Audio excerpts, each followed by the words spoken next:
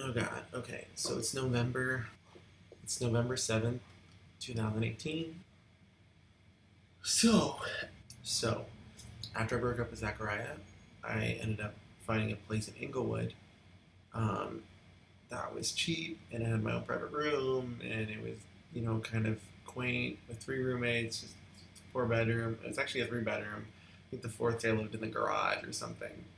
But it was just sketchy, and I was trying to make it work so hard. I kept trying to put on a smile, just living there, but it was horrible. It was so dangerous outside in the neighborhood. Anytime I came home, I there was no parking at all, so I had to park several blocks away, and it was just so dangerous walking through the neighborhood. A lot of sketchy people out. My room was so hot. There's no air conditioning or anything, and there's no fan in my room, so it's just boiling during the day while I was trying to edit. I'd just be sweating like in my underwear at this desk.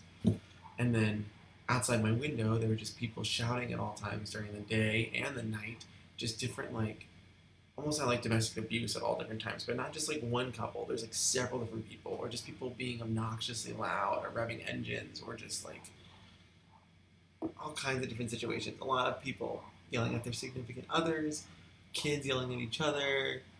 It's just not a very happy place. People would pee on the street right in front. It was just so miserable. So I was there for about 2 months. Oh God, I almost forgot.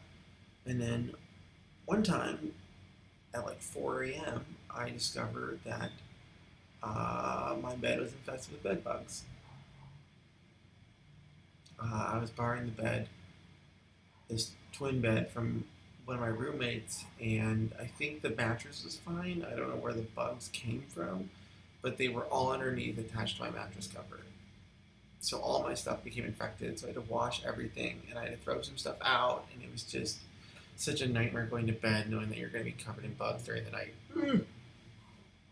So luckily Zachariah was nice enough to let me come stay on his couch.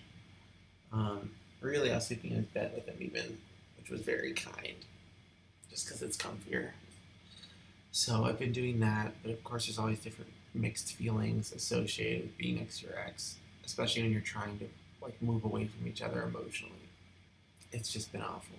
Um, but I still have my health, and I'm still here in California, and I'm getting some work from freelancing, so I should be okay.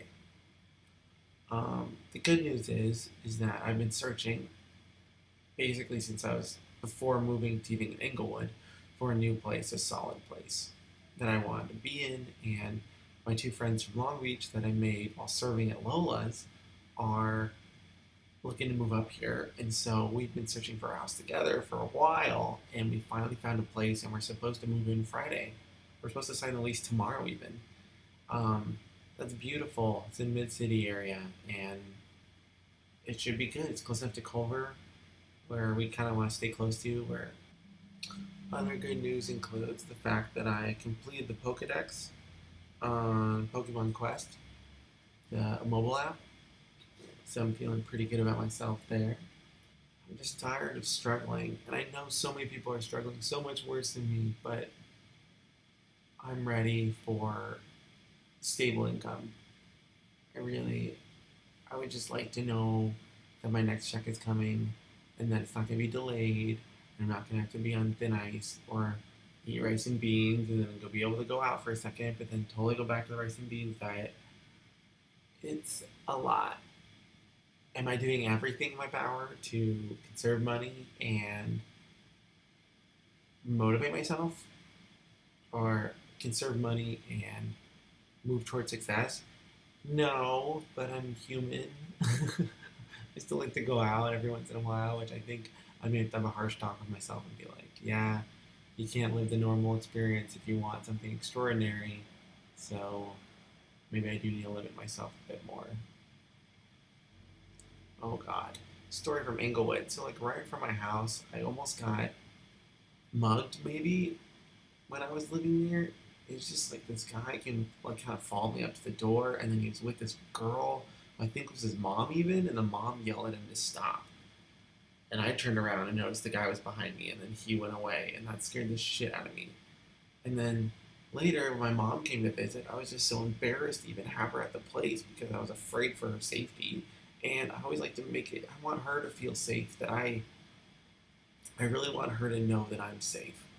Anytime I go pick her up from the airport or anything, I always dress up just so I seem like I'm better off than I am because I don't want her to worry. Not that she's the worry type, but I just, as a gift to my parent, I just want her to feel good about that. And so having her come to Inglewood was just such a nightmare. And at one point, she tried to help me move stuff out. And so we carried all these things out of my house that were bed bug infested in garbage bags we're trying to seal. And the garbage bags would tear on some of the the brick walls around, and so we'd have to quickly rebag them and put them in more bags. And I finally got them all in front of the Inglewood place, and I ran down the street to go get my car because of course there's no parking. We had to park far away. When I get to my car, I tried to start it and it wouldn't turn on. And my mom was with my stuff on this fucking dangerous corner, just sitting there waiting for me. And so I was quickly trying to problem solve. I quickly tried to check the battery and the engine and the gas and try to go again. And I was so afraid. And so quickly I got out of the car after troubleshooting and just being covered in sweat because I was so nervous. And I ran there. Then I ran all the way back to grab my stuff. And we tried to haul everything in one trip, basically across Inglewood to my car to throw it in. And then eventually it started. But it was just such a nightmare. Such a freaking nightmare. I am so excited to move into this new place though. Kim and I are gonna start a YouTube channel, which is what I've always wanted to do. And in my head, I have all these ideas, but I've never found a way for them to work. And I know it takes a village to do that kind of thing, to do some of that stuff well. At least what I want to accomplish well. And I think Kim is the first person I can do it with successfully. So, oh God, I hope it works. It sounds like it's gonna be such a fun, dreamy life, and I'm so ready to not feel like garbage. And I'm so tired of feeling like I'm always taking from people when I want to be giving to people. I don't want people to rely on me or to feel bad for me. I just want to feel well off. Like I'm so excited to actually be in this safe space and then hopefully get a normal job where I can budget things correctly and then I can walk down the street in confidence being like, all right, I'm good. I'm good. I don't know if that feeling of safety ever comes to people in their 20s, but I hope. I hope I can reach that. So yeah, that's my life in an update. Just ready for change. Oh my God, I'm so ready for change.